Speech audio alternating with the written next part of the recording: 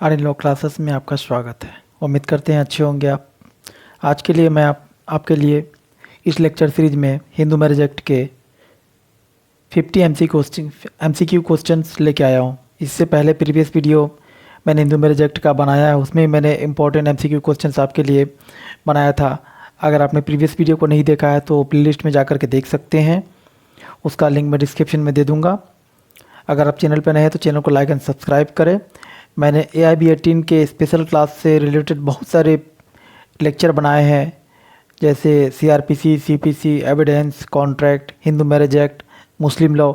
ये सारे एक्ट के मैंने इम्पॉर्टेंट MCQ क्वेश्चंस के लेक्चर बनाए हैं, जो आप प्लेलिस्ट में जाकर के देख सकते हैं। वहाँ पे आपको AIB 18 के स्पेशल क्लास के सारे लेक्चर सीरीज़ मिल जाएंगे, तो वहाँ से आप जाकर के देख लें। सारे इम्पोर्टेंट सेक्शन वाइज क्वेश्चंस मैंने बनाए हैं जो MCQ क्वेश्चंस है। अगर आप चैनल पर नए हैं तो चैनल को लाइक एंड सब्सक्राइब करें। अगर आपने मेरे टेलीग्राम चैनल ग्रुप को ज्वाइन नहीं किया तो उसका लिंक मैं डिस्क्रिप्शन में दे दूंगा, वहां से आप ज्वाइन कर लें ताकि आपको नए नए अपडेट मिलते रहे। अगर आप चैनल पर नए हैं तो चैनल को सब्सक्राइब करें ताकि नोटिफिकेशन के माध्यम से आपको नई वीडियो का नोटिफिकेशन मिल सके और इस वीडियो का आपको बेनिफिट हो। क्योंकि मैं AIB 18 के स्पेशल क्लास अभी चला रहा हूँ, जो 29 अक्टूबर को होना है, तो अभी कंटिन्यू वीडियो इसका मैं बनाऊँगा, तो आप एग्ज़ाम देंगे तो आपको इसका बेनिफिट होगा। और जितने भी लेक्चर सीरीज मैंने बनाया तो ऐसा नहीं कि आपको सिर्फ AIB 18 के क्लास में ही काम आएंगे। अगर आप देखें जुडिशरी एग्ज़ाम हो या फिर अदर लॉ से रिलेटेड एग्ज़ाम हो, वहाँ भी ये MCQ क्वेश्चंस आपके लिए बहुत ही इंपॉर्टेंट होंगे। तो चलिए आज के क्लास को मैं कंटिन्यू करता हूँ, जिसके अंतर्गत आपको मैं हिंदू मैरिज एक्ट के 50 MCQ इम्पॉर्टेंट क्वेश्चंस को मैं आपको बताऊँगा। चलिए क्लास को कंटिन्यू करते हैं। आज के क्लास में हिंदू मैरिज के 50 इम्पॉर्टेंट MCQ क्वेश्चंस, जो मैं कल के क्लास में मैंने भी बनाया था हिंदू मैरिज एक्ट का, प्रीवियस वीडियो में देख सकते हैं। तो चलिए आज के क्लास को स्टार्ट करते हैं, जो हिंदू मैरिज एक्ट के इम्पॉर्टेंट MCQ क्वेश्चंस है। तो पहला क्वेश्चन देखते हैं क्या है। The Hindu marriage act 1955 contain the minimum period of desertion for filing A suit for judicial separation is, कि कोई व्यक्ति जुडिशियल सेपरेशन के लिए कि एक मिनिमम पीरियड फिक्स किया गया है कि किससे रिलेटेड, डिजर्शन से रिलेटेड। डिजर्शन का मतलब क्या होगा, परित्याग, कि कोई व्यक्ति क्या कर रहा है, परित्याग कर रहा है ना, दिन दुनिया को छोड़ करके मान लीजिए कि वो सन्यासी बन रहा है। इस ग्राउंड पे अगर कोई क्या बोलते हैं कि किसी महिला को अगर जुडिशियल सेपरेशन लेना है तो उसके लिए कितना टाइम फिक्स किया गया, तो कितना टाइम फिक्स किया गया है, 2 ईयर्स, 2 साल टाइम फिक्स किया गया है इसके लिए। नेक्स्ट क्वेश्चन देखते हैं। विच of the section of Hindu marriage act provides wide marriage, किस सेक्शन के अंतर्गत, किस धारा के अंतर्गत हिंदू विवाह अधिनियम 1955 के में आप वाइड मैरिज के बारे में बताता है। वाइड मैरिज मतलब कोई ऐसा मैरिज जो स्टार्टिंग से ही वाइड है, शून्य है, जो कि शादी हुआ ही नहीं। तो सेक्शन 11 देखेंगे हम हिंदू मैरिज एक्ट का, तो वहाँ आपको देखने को मिलेगा। नेक्स्ट क्वेश्चन देखते हैं। Under section 11 of Hindu marriage act 1955 the marriage may be declare null and void.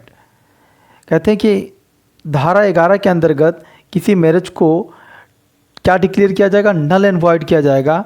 तो उसमें क्या क्या होगा, आंसर देखते हैं। The parties are within the degree of prohibited relationship, अगर पार्टीज जो दोनों ने शादी किया है अगर उनका विवाह डिग्री ऑफ प्रोहिबिटेड रिलेशनशिप के अंतर्गत है तो वो शादी, वो विवाह क्या होगा, नल एंड वॉइड होगा under section 11 of Hindu marriage Act. Clear है। डिग्री ऑफ प्रोहिबिटेड रिलेशनशिप का मतलब क्या होता है, जो मैंने प्रीवियस वीडियो में आपको बताया था, थोड़ा सा बता देता हूँ कि हिंदू मैरिज एक्ट के अंतर्गत एक डिग्री ऑफ प्रोहिबिटेड रिलेशनशिप को फिक्स कर दिया गया, जो प्रतिसिद्ध नातेदारी है। कुछ रिलेशनशिप को फिक्स कर दिया गया कि इसके अंतर्गत हिंदुओं में विवाह नहीं हो सकता। तो फादर साइड से 4th जनरेशन और मदर साइड से 3rd जनरेशन, इन बीच में क्या होगा, विवाह नहीं हो सकता। अगर हुआ तो वो क्या हो जाएगा, अंडर सेक्शन 11 वाइड माना जाएगा। क्लियर है। Next question. For declaration of marriage is void petition may be presented under section 11 of Hindu marriage act 1955। कहते हैं कि कोई डिक्लेरेशन मैरिज के लिए, कोई वाइड को मैरिज, वो क्या बोलते हैं कि मैरिज को वाइड डिक्लेयर कराना चाहता है, पेटिशन देना चाहता है कोर्ट में, तो सेक्शन 11 के अंतर्गत किस किस को अधिकार है, तो दोनों में से अदर पार्टी, चाहे महिला या पुरुष, दोनों में से कोई जाकर के कोर्ट में उस शादी को वाइड डिक्लेयर करवा सकते हैं, दोनों को अधिकार है। क्लियर है। Next question, marriage between a marriage man and A unmarried man is, कहता है कि शादी हुआ, कोई मैरिड मैन है और क्या बोलते हैं कि कोई वुमेन है वो अनमैरिड है, कोई एक व्यक्ति है जो पहले शादीशुदा है और महिला वो क्या है, शादीशुदा नहीं है, तो वो शादी का क्या प्रभाव होगा, तो वो शादी क्या होगा, वॉइड होगा under section 11 of Hindu marriage Act. Clear है। Next question, if either of the parties has a spouse living at the time of marriage the marriage is, कहता है कि विवाह करते समय अगर दोनों स्पाउस में से किसी का कोई मतलब कि जीवित हो, कोई अगर महिला है तो उसका पति जीवित है या कोई पुरुष है तो उसकी पत्नी जीवित है, तो उस टाइम अगर विवाह के समय अगर कोई स्पाउस लिविंग है तो वो विवाह क्या होगा, वो विवाह क्या होगा, वॉइड होगा। जब सेक्शन 5 हिंदू मैरिज एक्ट का पढ़ते हैं ना तो वो essential condition of Hindu marriage बताता है, तो उस सेक्शन को अगर आप पढ़ लेंगे तो वहाँ सारा कंडीशन आपको देखने मिल जाएगा कि कब कब शादी वॉइड होता है, कब कब शादी वॉइडेबल होगा। क्लियर है।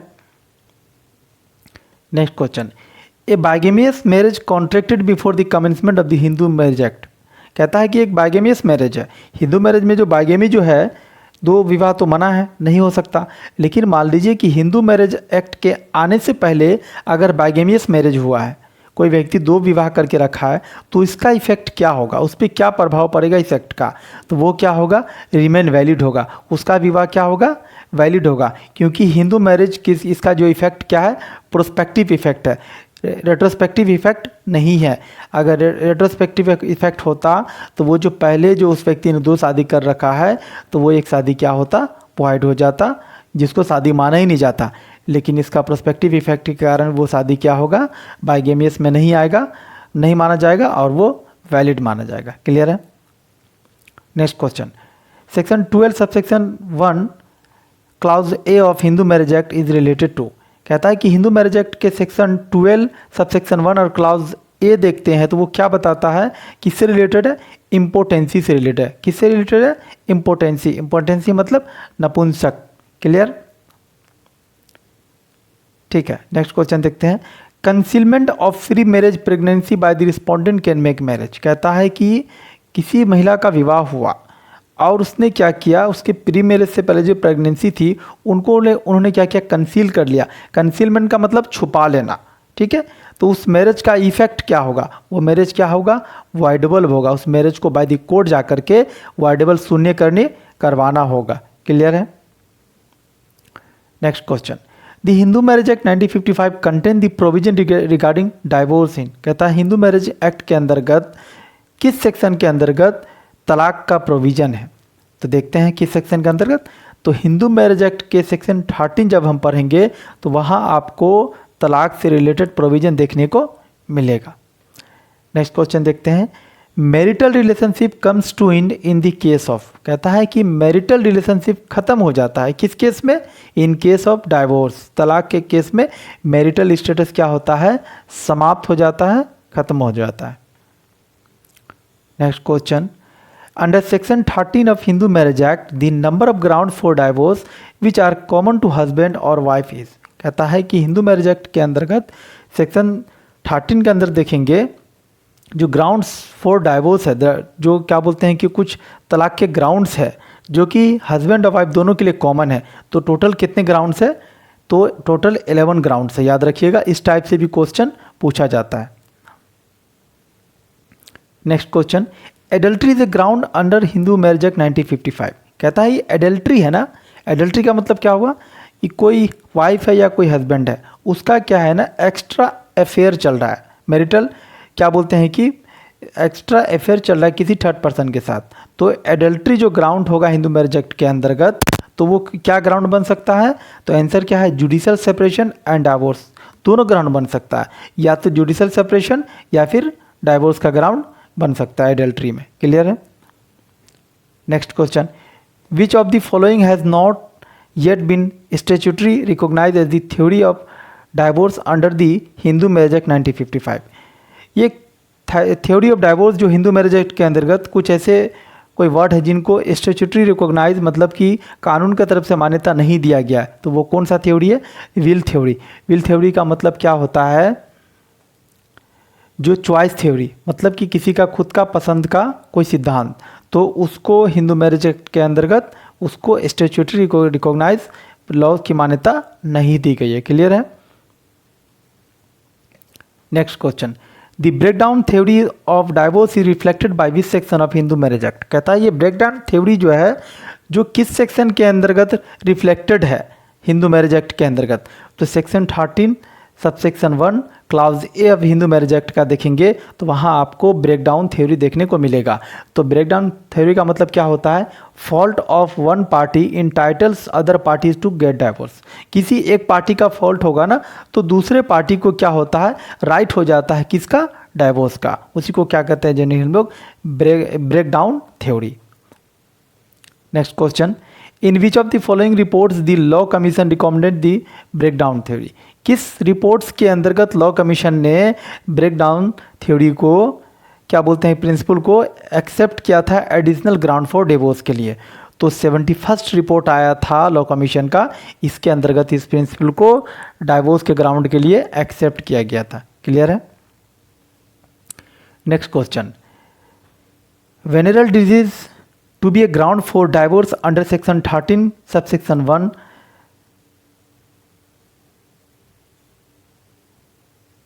under section 13 subsection 1 क्या बोलते हैं subsection 5 of Hindu marriage act 1955। कहता है वेरिनल डिजीज है जो सबसेक्शन 13 का क्लाउज 1 और क्या बोलते हैं सब क्लाउज 5 जो हिंदू मैरिज एक्ट का बताता है कि ग्राउंड का वो क्या बोलते हैं कि ग्राउंड बन सकता है डाइवोर्स का, लेकिन किस कंडीशन में? तो कंडीशन उसका क्या है देखिए answer, must be in communicable form.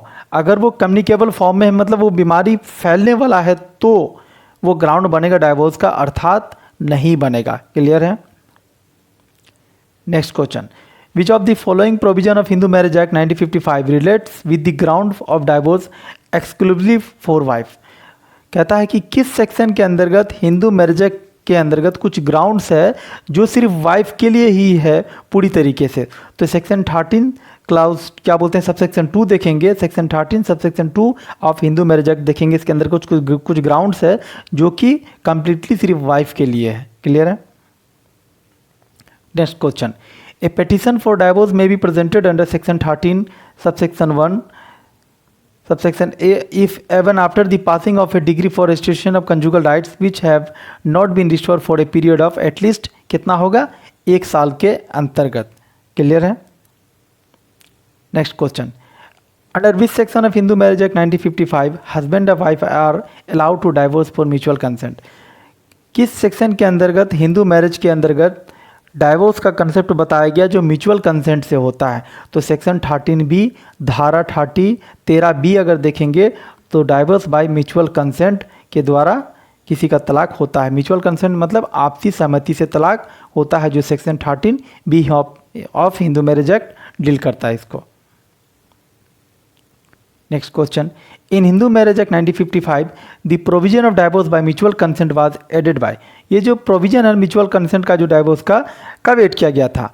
तो अमेंडमेंट हुआ था कब? 1976 में अमेंडमेंट करके सेक्शन 13B को ऐड किया गया था हिंदू मैरिज एक्ट 1955 के अंतर्गत। क्लियर है?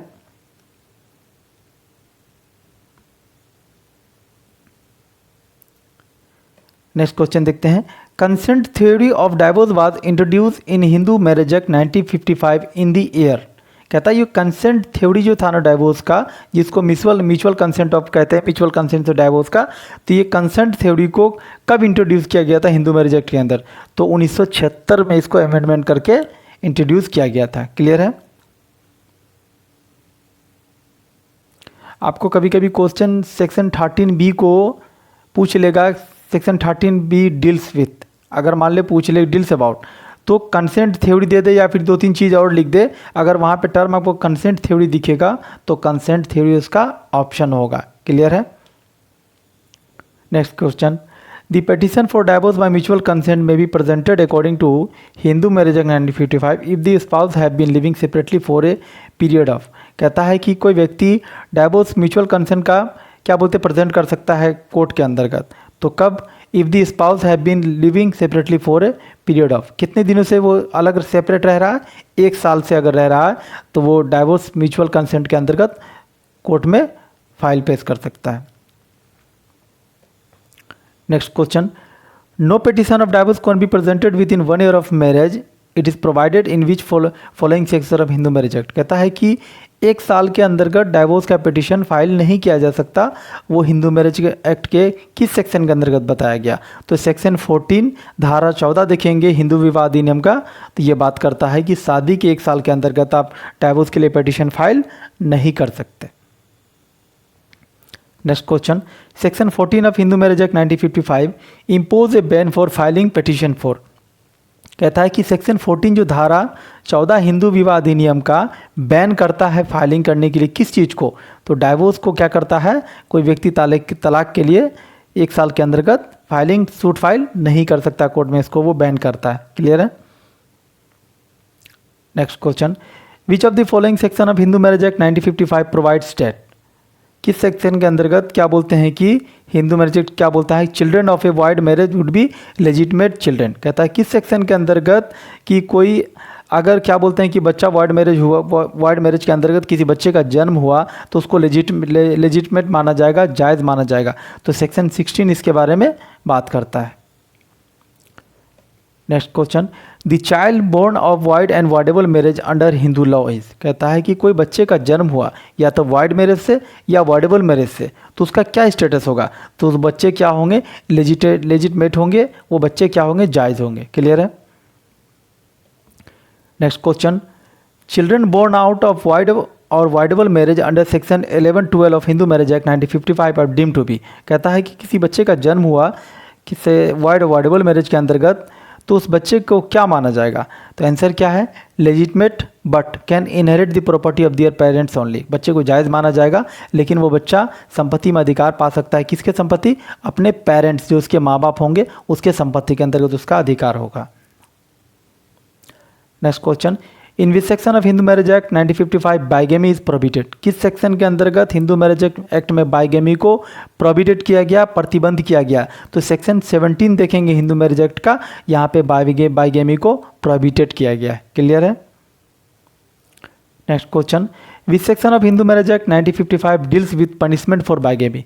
किस सेक्शन के अंतर्गत बाइगेमी के पनिशमेंट को बताया गया हिंदू मैरिज एक्ट के अंतर्गत? तो सेक्शन 17 देखेंगे तो आपको वहाँ पे बाइगेमी का पनिशमेंट के बारे में बताया कि कितना साल का सज़ा मिलेगा अगर कोई व्यक्ति बाइगेमी करता है तो।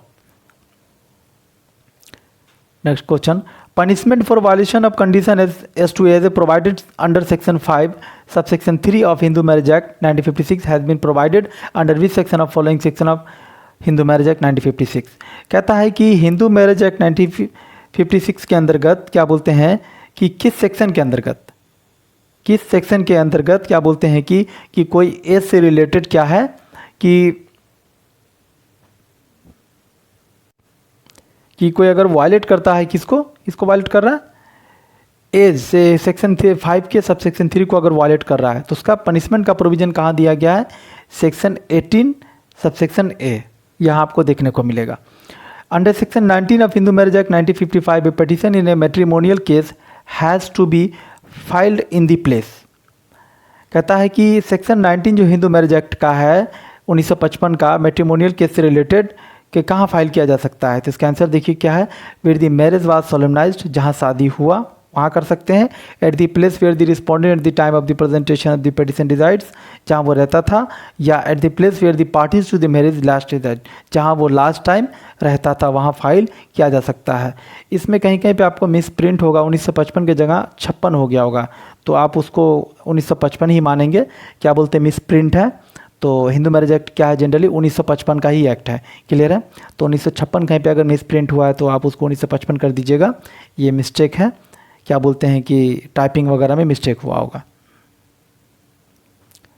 Next question, the proceeding in case shall be in the camera. कहता है कि कोई एक क्या बोलते हैं हिंदू मैरिज एक्ट का प्रोसीडिंग है वो से कैमरा में किया जाएगा, तो कौन सा वो प्रोसीडिंग होगा? मैट्रिमोनियल केसेस जितने भी होंगे वो कैमरा के अंदर प्रोसीडिंग उसका चलेगा, वो रिकॉर्ड होगा। Next question, section 22 of Hindu marriage act provides for. कहता है कि सेक्शन 22 हिंदू मैरिज एक्ट का क्या क्या प्रावधान बताता है? In camera proceeding. तो कैमरा प्रोसीडिंग के बारे में किसके बारे में बात कर रहे थे कि जितने भी मैट्रिमोनियल मामले होंगे वो कैमरा के सामने रिकॉर्डिंग होंगे और वो कैमरा के सामने वो प्रोसीडिंग टोटल चलेगा। Next question, under Hindu marriage act 1955 the right to permanent alimony is available. कहता है कि हिंदू मैरिज एक्ट जो 1955 के अंतर्गत राइट टू परमानेंट एलिमोनी जो है, एलिमोनी का मतलब क्या होता है, निर्वाह निधि या फिर गुजारा भत्ता या भरण पोषण के लिए कुछ अमाउंट जो होते हैं, किस किस को अवेलेबल है, तो किसको है, बोथ हस्बैंड एंड वाइफ दोनों का अधिकार है परमानेंट एलिमोनी लेने का, चाहे वाइफ या हस्बैंड दोनों को अधिकार है हिंदू मैरिज एक्ट 1955 के अंतर्गत। Next question, the provision for maintenance pendente lite has been made under section Hindu marriage act 1955। किस सेक्शन के अंतर्गत ये मेंटेनेंस पेंडेंट लाइट का प्रोविजन दिया गया है, तो सेक्शन 24 देखेंगे, मेंटेनेंस फॉर पेंडेंट लाइट का प्रोविजन दिया गया धारा 24 के अंतर्गत है।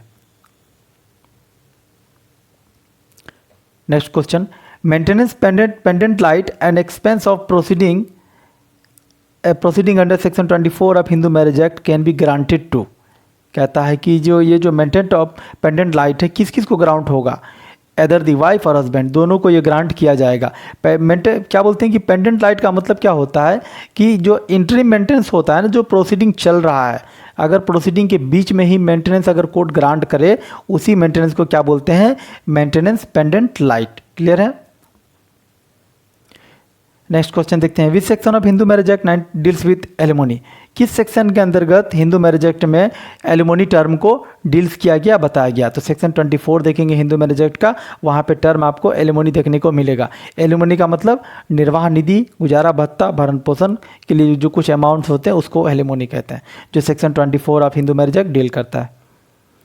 Next question, application for maintenance can be made to. कहता है जो एप्लीकेशन मेंटेनेंस का होगा कहाँ दिया जाएगा, तो सबसे पहले कहाँ दिया जाएगा, ट्रायल कोर्ट में।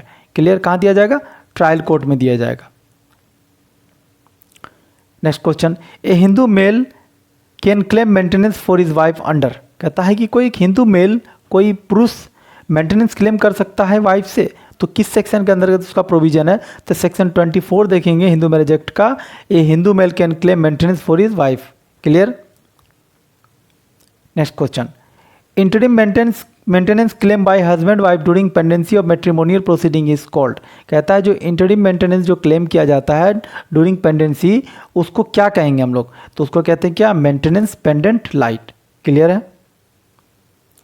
Next question, under which section of Hindu marriage act 1955 provision has been made for permanent alimony and maintenance. किस सेक्शन के अंतर्गत ये प्रोविजन दिया गया प्रावधान है परमानेंट एलिमोनी एंड मेंटेनेंस का, तो सेक्शन 25 देखेंगे, तो यहाँ पे आपको देखने को मिलेगा ये provision permanent alimony and maintenance का। Next question, alimony under section 25 Hindu marriage act 1955 can be order by. कहता है ये जो एलिमोनी जो मेंटेनेंस का प्रोविजन जो दिया गया है, तो किसके द्वारा ऑर्डर किया जाएगा, तो आंसर क्या है, एक court exercising जुडिक्शन under Hindu marriage act 1955। जिस कोर्ट को जुडिक्शन होगा इस मामला सुनने का, वही कोर्ट इसको क्या कर सकते हैं, एलिमोनी मेंटेनेंस का ऑर्डर कर सकता है। Next question, section 26 of Hindu marriage act 1955 as amended by Hindu marriage act amendment act 1964 deals with. कहता है सेक्शन 26 जो हिंदू मैरिज एक्ट का है, जो क्या बोलते हैं अमेंडमेंट करके इसको ऐड किया गया था, तो ये किसकी बात करता है, कस्टडी ऑफ चिल्ड्रेन, किसी बच्चे की कस्टडी की बात करता है सेक्शन 26 जो अमेंड करके 1964 में हिंदू मैरिज एक्ट में ऐड किया गया था। Next question, section 27 of the act is attract only when the property presented at about the time of marriage allege to belong.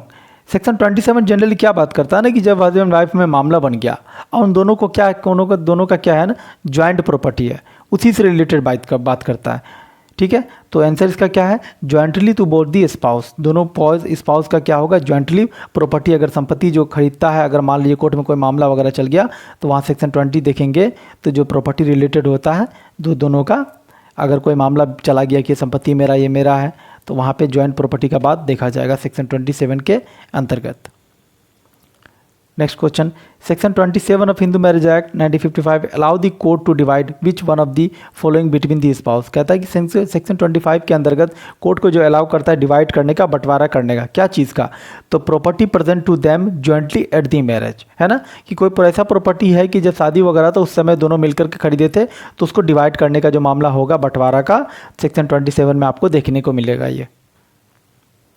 Next question, Under Section 28 of Hindu Marriage Act 1955, every appeal from decree or order shall be preferred with effect from 23rd December 2003 with a period of from the date of the decree of order।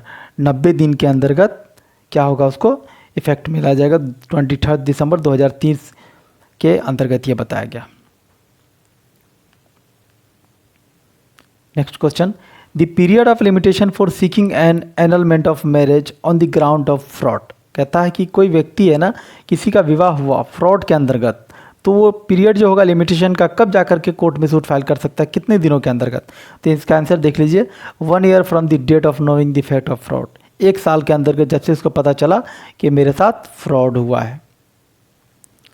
Next question, limitation of filing appeal against degree under Hindu marriage act 1955 is from date of the degree.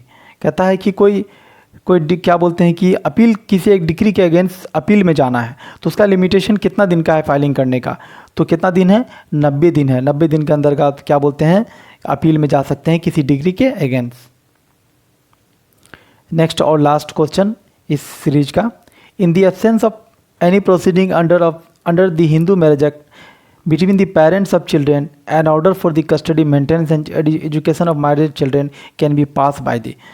कहता है कि कोई proceeding है जो कि क्या बोलते हैं कि जो किसी बच्चे के कस्टडी का या मेंटेनेंस का या एजुकेशन का अगर कोई कोर्ट पास कर रहा है तो किस कोर्ट के द्वारा पास किया जाएगा, वो डिस्ट्रिक्ट कोर्ट के द्वारा पास किया जाएगा। क्लियर है। तो आज के सीरीज का लास्ट क्वेश्चन था, और जितने भी इंपॉर्टेंस मैंने एमसीक्यू क्वेश्चन बताए, ये सारे क्वेश्चन इंपॉर्टेंट है, ये आपको एआईबी एग्ज़ाम में आते ही हैं, और जितने भी अदर लॉ से रिलेटेड एग्ज़ाम्स हैं वहाँ भी आपको पूछे जाते हैं। अगर आपको कंटेंट अच्छा लगे, चैनल को लाइक एंड सब्सक्राइब करें। आप क्या बोलते हैं कि प्रीवियस वीडियो आपने अगर नहीं देखा है तो डिस्क्रिप्शन में लिंक है, वहाँ से जाकर के आप देख सकते हैं। अगर आप टेलीग्राम चैनल को, ग्रुप को ज्वाइन नहीं किए हैं तो ग्रुप को ज्वाइन कर ले, ताकि नए नए अपडेट आपको मिलते रहे। अगर चैनल का कंटेंट, आप वीडियो का कंटेंट आपको अच्छा लगा तो इसको सब्सक्राइब करें, इससे हमें एक मोटिवेशन मिलता है ताकि आपके लिए मैं अच्छा वीडियो ला सकूँ। Thank you for watching our in law classes.